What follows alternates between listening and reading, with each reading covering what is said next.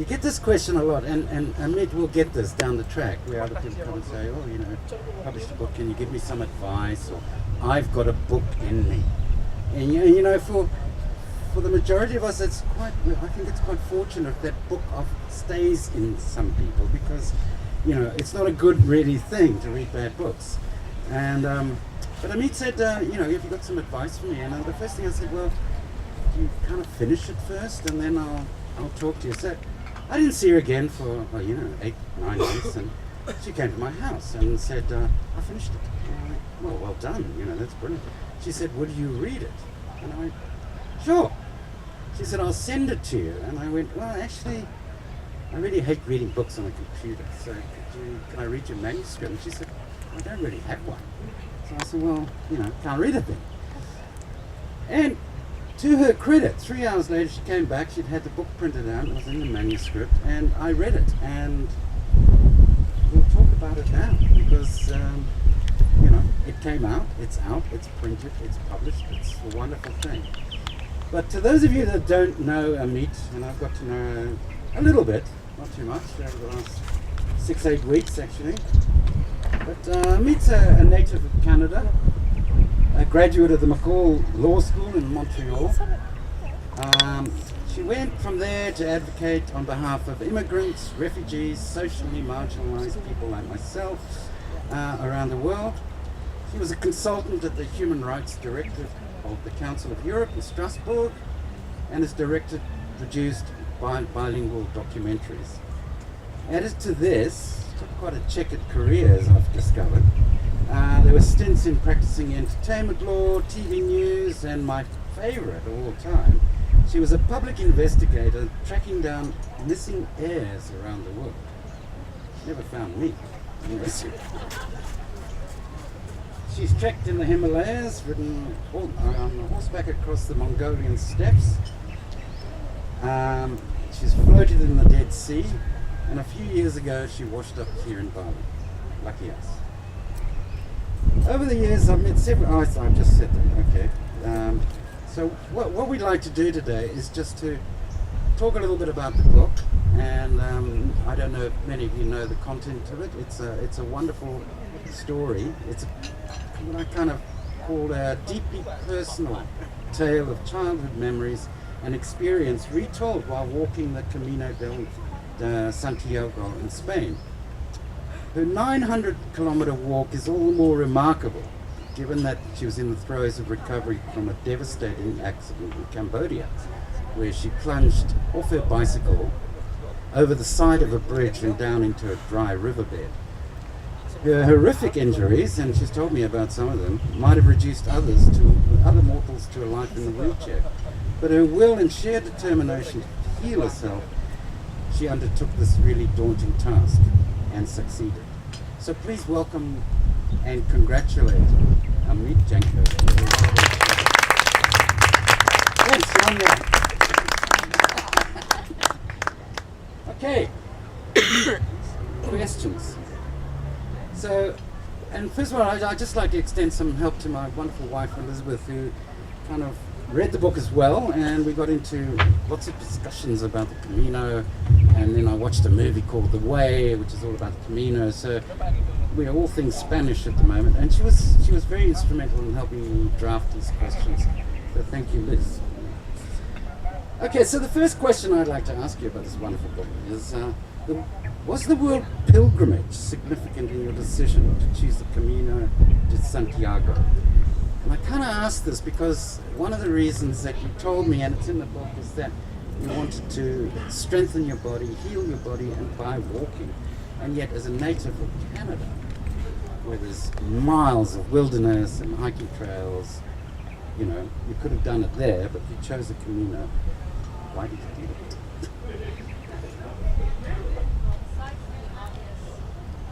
Is this on? No, Can you hear? No. Oh, I have to do. Oh, yes, I can hear myself. Hello.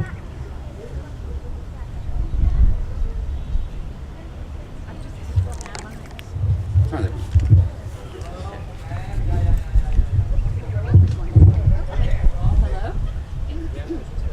I think you got it.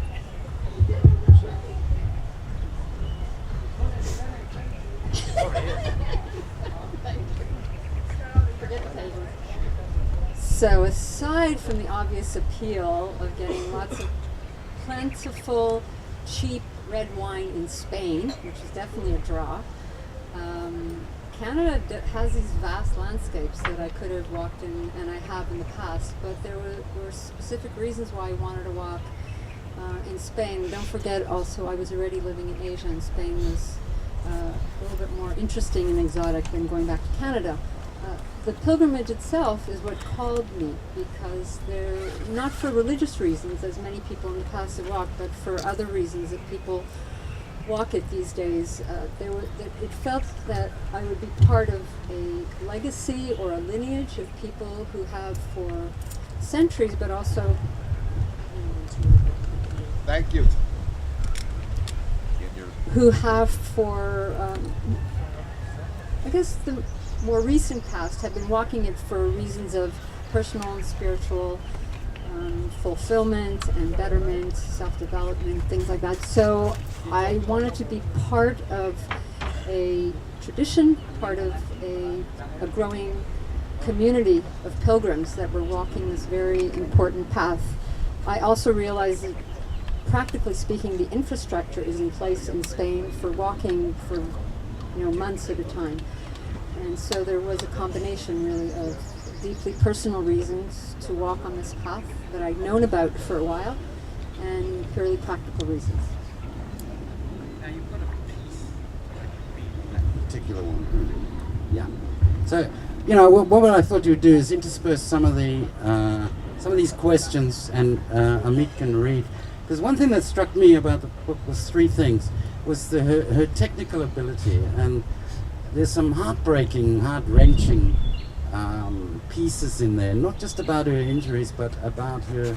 She writes in the third person about her childhood, and it's painful to read.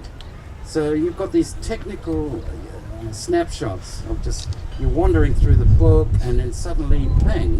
She's a child again, or bang! She's in a hospital in Cambodia or Bangkok, and that was, I thought, a clever technique for the novel itself. But the other piece I really liked, and I marked a lot of passages in this book, was her absolute wonderful ability to actually paint pictures of a landscape or a tree or even the John Doe, the fellow that helped her, cart her belongings along on the trek with her. So her descriptive ability was just wonderful. So hear it from Amit herself. So I thought I would read also a small short passage about describing also why I wanted to go on this pilgrimage. Despite a gradual decrease in the numbers of pilgrims walking to Santiago over the centuries, the past few decades were marked by a resurgence. But 21st century pilgrims often walk for non-religious reasons and causes: well-being and self-enlightenment, to lose weight, to recover from a failed relationships, to raise funds for an outdoor adventure, to meet new people from around the world, or to see Spain from a different perspective than the interior of a tour bus. I too had no religious justification for charting this particular path. The motivating factors were few and simple: crank up my body's healing, discover life in Spain's remotest villages, meet other wanderlusters, improve my Spanish, nestle into nature, celebrate my 50th birthday, escape from everyday intrusions, noise, traffic, pollution, a jungle of tattooed bodies, and the crush of social media. Apparently, with the criteria now extensively relaxed, as an explorer, seeker, and trauma survivor, I too would qualify. Hallelujah. Which is how I, a Buddhist-leaning, Shavasana practicing, reformed lawyer, and lapsed Jewess, came to embark on one of Catholicism's holiest pilgrimage routes. now you know why pilgrims do it. So early on in the book, you resolve to dedicate each day, and on this pilgrimage, this is what pilgrims do. They dedicate a day, or they leave certain items that they've been carrying for their friends, family, whoever along the way. So tell us about this and why they do it and why you did it, and a couple of the people that you meet along the way that inspired you to dedicate your day to them, which is a wonderful thing to do. There is a practice of pilgrims walking on the Camino Santiago with shells, and they leave them along the way for, again, very different reasons, to commemorate people, to release some of their pain, really for many different reasons. I, of course, couldn't carry shells for the mere fact they were too heavy for me. I carried shells that I brought from different parts of the world with me. But I had a daily practice of what I call gratitudes. I would say my gratitudes every morning, just feeling grateful for being able to walk, number one, and also to be so blessed to be on this path and walking for so long. And what I did also every day is that I dedicated that day's walk to a particular person, and it might have been somebody that I met along the way or somebody that I knew from my past, from my family. And as an example, there were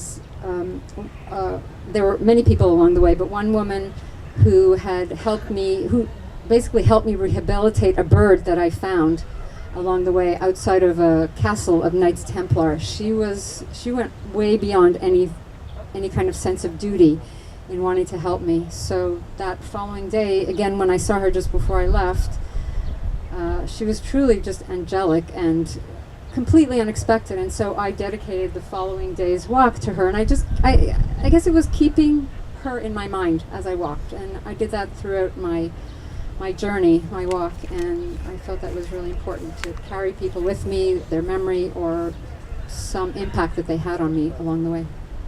Thanks. Okay, now, thinking now as the author in you and your creative decision-making process, you include in the book memories of childhood, which are all printed in italics. And when I first started reading the book, I kind of thought, are these quotes? And it took a while for me to realize that it was actually Amit. But all of this was written in the third person, which is, and it triggered, am I right? Let me ask you that. It triggered certain memories, along the way, that these visions of childhood.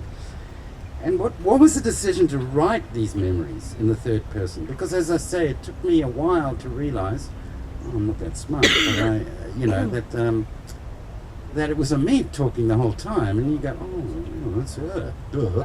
But anyway, it was what I liked, again, from a technical point of view, that it was in the third person. So, do tell why.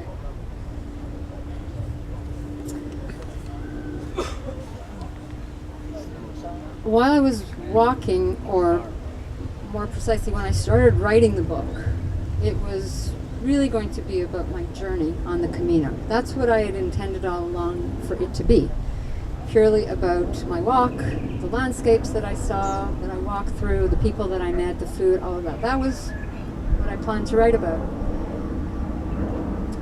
But in the process of writing,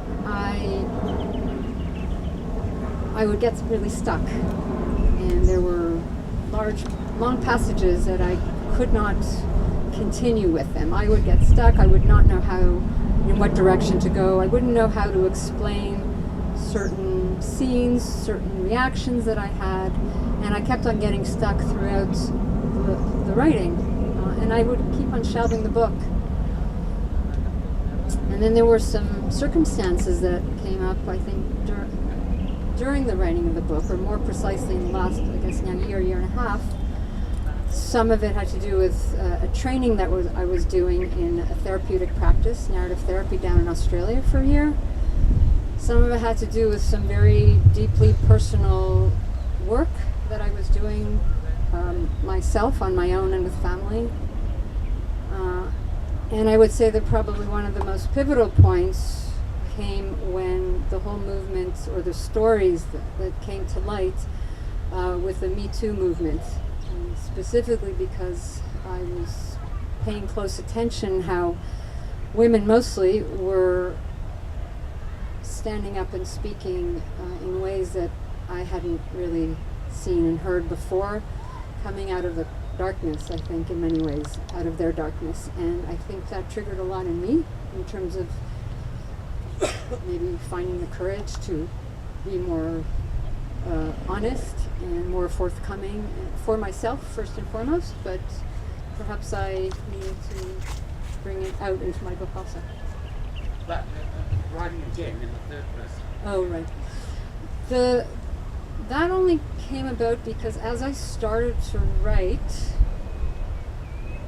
I immediately started to write in the third person. It felt like I needed that remove, both because there was a distance in time. It was a distant past, most of it.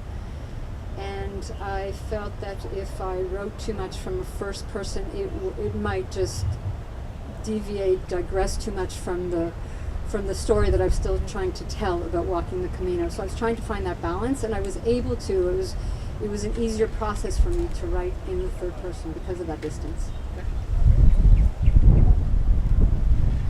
Okay, the reason for walking the Camino is it's a very common topic of conversation amongst the pilgrims that you chat to along the way. Throughout the book, there's people that she meets, some she likes, some she doesn't, yada yada yada. But what reaction do you have from people who are explaining your reasons for walking? I mean, everyone's got a reason, lose weight or whatever, get away from a bad marriage or something. But how did you explain your reasons? Well, funnily enough, I found that I was usually the person that was asking those questions, and I didn't get asked back that often what were my reasons. But when I was asked, and of course I would tell them the reason of wanting to heal my body more, to sort of amp up the healing and to be in nature while I did that. Sometimes people would just stop at that, and other times they were so astounded that I had sustained the injuries that I did and that I was able to walk, and so there was a lot of I don't know if the word is admiration, but I think they really felt they were trying to just support me and recognize that I had really taken a big step in wanting to do something that even people who are fully able-bodied sometimes are not able or not willing to undertake a journey like that. And again, just carrying on from that theme, further idea of what motivates people to walk this nearly 1,000 kilometers. It's a hell of a long way, really. At one point in chapter 5, or 54, a fellow pilgrim asks you how you can tell the difference between people who walk for spiritual reasons and those for other reasons. What did you say, and how did you think that applied to you? Page 233.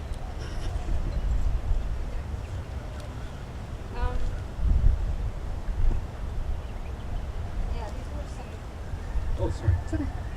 These were a small group of Spanish pilgrims, some guys that I met at a hostel at a out there. And just over dinner, one of the guys turns to me and he asks, "Do you know how to tell the difference between people who walk for spiritual reasons and those who do so for other reasons?" And I say, "No, how?"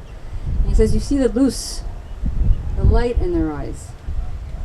If I looked hard enough, I wonder if I'd find any light in Wando's eyes." Wando is this man who helped carry my gear. So he says, "Look for it when you reach Santiago."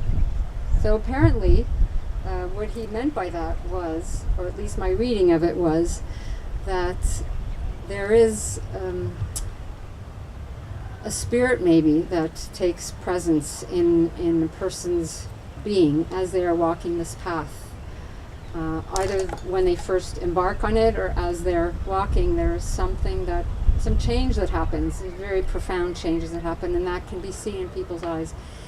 And of course I was reflecting on whether this light could be seen in my own eyes, and who knows. No one ever, I didn't ask anybody after that. I don't know if the light could be seen in my eyes, but I realized that it's something that you can't always see, and when somebody is unwilling to be seen for who they are and unwilling to be vulnerable and connect and speak to you, it makes it even more challenging to see whether they do have that light in their eyes. But it stayed with me, obviously. Okay, when I finished reading the book and I first spoke to Amit, she said, "Who did you like the best?" And I went, "Well, the person I liked the best." Well, let me just explain that Amit couldn't carry a backpack, so for the first bit she was with the Otto, and he had donkeys. So it was like the pilgrimage of old, actually. But then, after a certain while, Otto couldn't carry on, but he'd help find this fellow who Amit christened as Juan Doe, or John Doe, so she doesn't really give his real name. And they built a little cart, and he pulled this cart for 500 kilometers nearly, all the way. But they had this really fractious relationship, and all the way through the book, Amit is agonizing about this guy doesn't like her. And she said, "Well, why did you like him?" I said, "Because he knows, I think. He knows stuff." She said, "Well, we didn't communicate." And it's a long way to walk when you can't talking to somebody. So why do you really, really think that you didn't communicate, apart from the language barrier? That's a laugh. Thank you, Paul. How many hours do we have? Just 2 minutes. Yeah, Juan Doe was my John Doe, I guess, in some ways, not because he was dead, but he was an enigma in many ways. Not dead, he was very much present in body, but I felt he was not present in body with me. And an enigma the whole way through, because I really felt as if he was rejecting me and did not want to speak and did not want to engage, seemed to be very doubtful of my inability to carry and my inability to sit.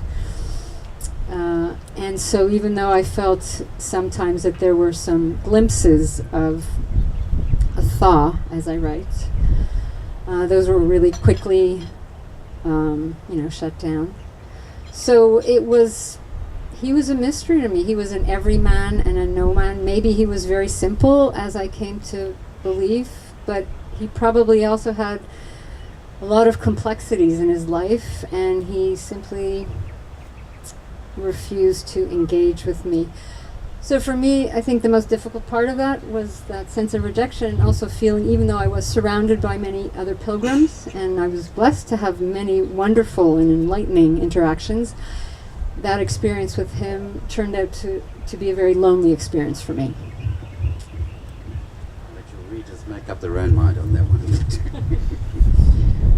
Okay, another thing I really loved, the bits and pieces in this book is, for most of my working life, I was a copywriter in advertising, and I'm always drawn to good headlines, and because of Amit's injuries, she finds it difficult to sit. If you go out to a restaurant or something, she goes, "Oh, we can't go there because we can't sit." Okay, and I'm exaggerating, but she brings cushions and things to sit on. But a couple of the titles that one of them I really liked was "Sit Happens," which is I thought really clever. But so that led to this question, notwithstanding the fact that your injuries disallowed you to carry your backpack, you dealt daily with the extreme pain and in particular an inability to sit. Tell us what your experience with this, was about. It was just kind of this inability to kind of sit or just relax, Definitely not much relaxing except for nighttime, when I was able to get into bed and go to sleep. So I wanted to read a little excerpt. Just to give a short preface, there's a woman here who I became very close friends with. Her name is Mani. She is a German social worker, and so it's just her name is in there. I wanted to just explain. So this is this happens pretty early on when I reach one of the villages, and there's this very large Plaza Mayor, a very large central plaza where everybody is congregating. All the pilgrims are sitting there, sitting back in these metal chairs and drinking beer and laughing in the sunshine, and I'm not doing that. From afar, a young woman in the crowd waves at me. It's Mani. My sandals feel like lead as I head over, squeezing past chairs full of raucous pilgrims. What if they invite me to join them? Which they do. I dread the explaining, the sight of luminous faces suddenly losing color, losing smiles. Fearing that I will drown in sorrow and self-pity, I beg off quietly, not for the first or last time, recognizing that my gentle rebuff has the unintended consequence of leaving me to myself, and perhaps causing those rebuffed to think me a snob. There is no subtle or indirect way to explain the invisible. Broken bones, fractured sacrum, bulging slightly, hidden under layers of clothing, maimed leg, crushed foot, nerve and muscle damage, chronic pain, my new normal. But people cannot see and do not understand or do not believe.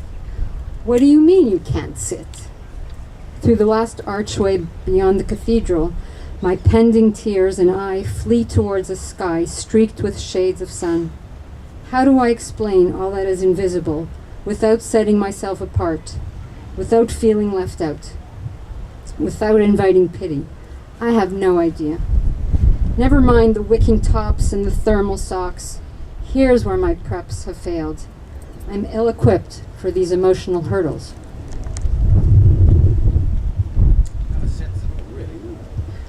And apart from your pain as well, there's a lot of chatter about feet along the way, and you know how pilgrims are unprepared to do this long walk, and footwear is so important. You know, another little headline I liked was the rains and pains of Spain.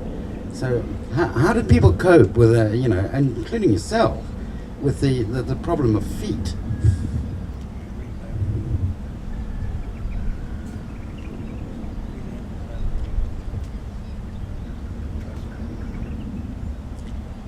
Another excerpt. Today there is much mud on the Camino. The walking paths are grimy, soaked, full of puddles. Even though we only have 9 kilometers to cover, the path feels extraordinarily long and treacherous, full of pain and unrelenting rain. At some point, water glides up my legs from below, coating the skin inside my supposedly impermeable pants with glistening droplets. But my footwear is gold, treading through mud and soupy water, sandals of steel. You know what? Speaking of feet, I felt really blessed to have brought sandals along. Everybody was wearing their hiking boots, which I wore for the first couple of days. As soon as my skin started to chafe, I realized this was not going to work. I was already dealing with pain. I thought, I can't take 1 more ounce of pain.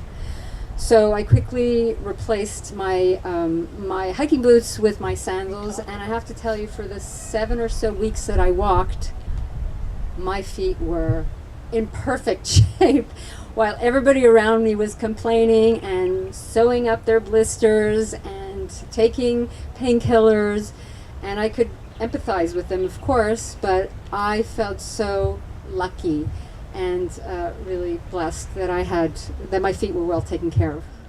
And as for saints, I think there was a little excerpt I wanted to read about that, because this is really where saints came into my thinking along the way. Thank you. This is more towards the end of my pilgrimage, and I am kind of almost fed up, not so much with the walk, I wanted to keep walking, but a little bit tired and weary of my my inability to connect with this man with one doe. And I'm in one of these albergue hostels. While I blow hot air onto my sock-covered hands, I wonder about the saints. In the book I've been reading, The Burnt-Out Case, Graham Greene writes that our definition of a saint should not be limited to those anointed by the church, but should include common folk, regular people in the world, people on the Camino, people like Angela and Rosa and Eugenio. Who knows, maybe Juan Do is a saint in disguise. Since the church saints have ensured that all commercial activity today grinds to a halt, so I should have mentioned that was All Saints Day. Everything shuts down on All Saints Day. I decide to rely more on nature's offerings. On this trail strewn with rocks, fallen leaves, and shards of chestnuts, there are slim pickings, but my patience and hunger are soon rewarded when I spy a few blackberries dotting bushes, their purplish black juicy bulbs camouflaged by darkened spiky shrubs. Well done. Thank you, saints. See, you even acknowledge yourself that John Doe was a saint. So, I think, one can go on forever and just ask questions about it, but I'm sure you'll get these questions down the track from, your friends and people that have read it, and good reviews, bad reviews, take it on the chin. But I encourage you all to enjoy this book. It's a wonderful achievement, not just the walk, but actually being able to, what I admired the most is keeping of the journal and being able to come back and a few years later, it's like 5 years, to actually sit down and recount this and put it down on paper and craft it into a memoir. It's a great read. Enjoy it. And do you want to read one last passage from? Actually, I wanted to know if anyone had a question. Oh, sorry, of course. Yeah. Does anybody ask Amit some questions? Yeah.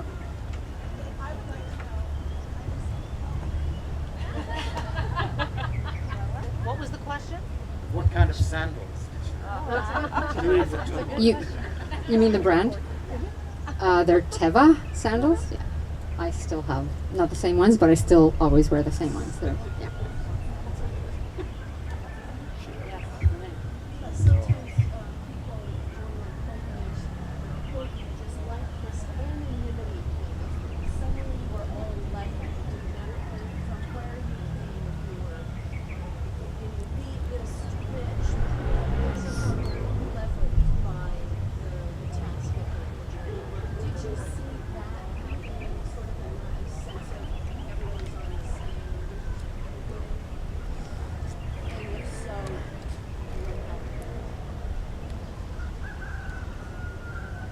Well, yeah, for sure. I think everybody is on the same footing, given that we're all on the same path, and you share of what you can or choose to of your life when you have a chance to interact. There were many people who, had hired transport services, so they were doing things differently. I also did things differently. I think people just bring their stories and their lives with them, and I guess it is in some ways the great equalizer, or one of the great equalizers, is to everybody comes from a different background and a different life story, and they leave it or they take it away from the path. So yeah, I don't know if I answered the question, but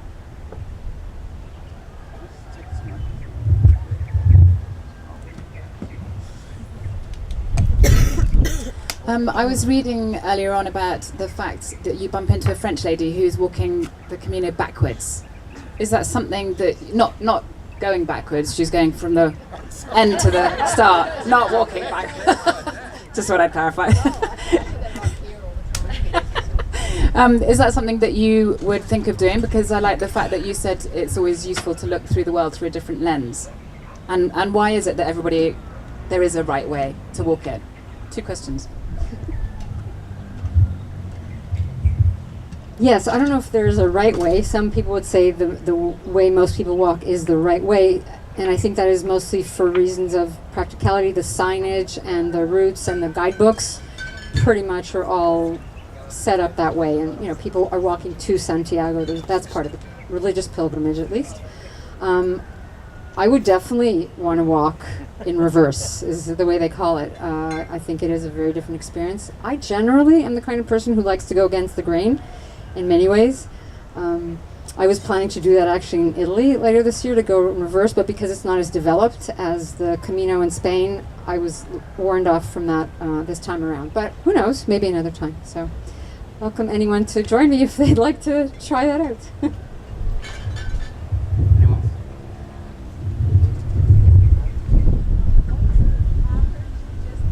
What is the average distance of a day's walk? Some were like 9 kilometers and others were, what was like your longest day, shortest? What was like kind of the average for kilometers and hours that you would be walking every day? And when you stopped it for the evening, how far do you walk from like one hostel type accommodation to the next, or are they set up that way? Well, I did not do the average because this is 2013, so it was only 4 years or so after my accident, and yeah, the pain was in a different place than it is today. Slightly, I would say most people probably walk between 20 to 30 a day, kilometers a day. Some had walked much less. Some walked, the extreme walkers would power through walking 40, 50 kilometers a day. And because the hostels, I guess, the albergues are spread out enough on this particular pilgrimage route, you had plenty of choices, more or less, of how far you could go. Yeah, and it was a matter of, staying one night and then just sleeping, and then the next day you try to figure out where you're going to go. For me, it wasn't quite that easy because I didn't know if I could walk only 10 kilometers and we would have to stop, or maybe 20.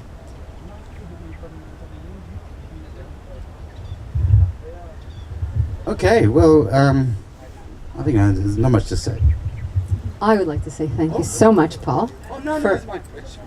Thank you so much for being a really early, not even a beta reader, I'd say an alpha reader of my manuscript, and being very supportive and encouraging and pushing me to getting in the paper, because that was my first nervous block that I had to, a hurdle that I had to get past.